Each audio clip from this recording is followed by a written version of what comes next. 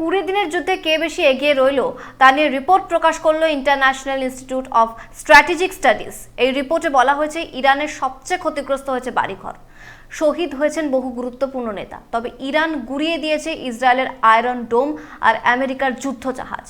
আর কয়েকদিন যুদ্ধ চললে ব্যাপক ক্ষতির মুখে পড়বে আমেরিকা ও ইসরায়েল। 20 দিনের যুদ্ধে কে এগিয়ে রয়েছে তা নিয়ে সমীক্ষা করেছিল international institute of strategic study. সেই রিপোর্টে বলা হয়েছে অস্ত্র ব্যবহারে এগিয়ে রয়েছে ইরান।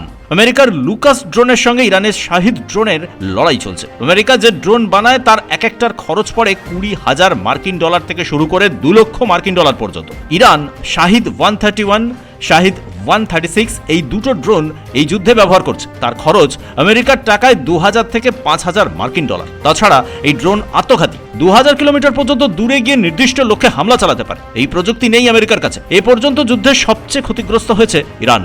67,000 বাড়ি গুড়িয়ে দিয়েছে ইসরায়েল ও আমেরিকা। আয়াতুল্লাহ খমেনেই থেকে শুরু করে গতকাল ইরানের মন্ত্রী খাতিবের শহীদ হওয়া পর্যন্ত বহু গুরুত্বপূর্ণ নেতাকে হারিয়েছে ইরান। উল্টো দিকে ইসরায়েল ও আমেরিকার গুরুত্বপূর্ণ কোনো নেতার মৃত্যু হয়নি বলে এই রিপোর্টে প্রকাশ করা হয়েছে। তবে ইসরায়েল ও আমেরিকার একের পর এক যুদ্ধ বিমান, নৌজাহাজ ধ্বংস করেছে ইরান।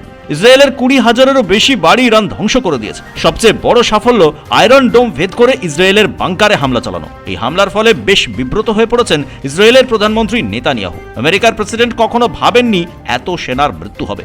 এমনকি ইসরায়েলের প্রধানমন্ত্রীও ভাবেননি 4000-এর বেশি মানুষ আহত হয়ে হাসপাতালে ভর্তি থাকবেন। আইআইএসএস যে রিপোর্ট প্রকাশ করেছে সেখানে বলা হয়েছে এই মুহূর্তে ইরানের হাতে যে অস্ত্র রয়েছে তাতে তারা টানা 5 বছর যুদ্ধ চালিয়ে যাবার ক্ষমতা রাখে। এই ক্ষমতা ইসরায়েল ও আমেরিকার নেই।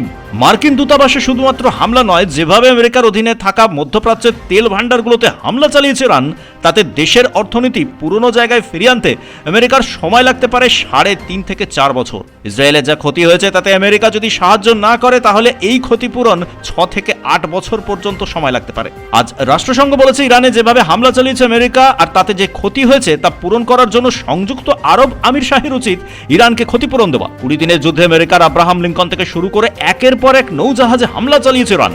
এই রিপোর্ট বলছে যদি যুদ্ধ আর কয়েকটা মাস এগিয়ে চলে তাহলে প্রবল চাপে পড়বেন মার্কিন প্রেসিডেন্ট ডোনাল্ড ট্রাম্প ও ইসরায়েলের প্রধানমন্ত্রী নেতানিয়াহু। এখন যুদ্ধের ভয়ে ইসরায়েলের মানুষ এই মুহূর্তে রাস্তায় নেমে প্রতিবাদ করতে পারছেন না।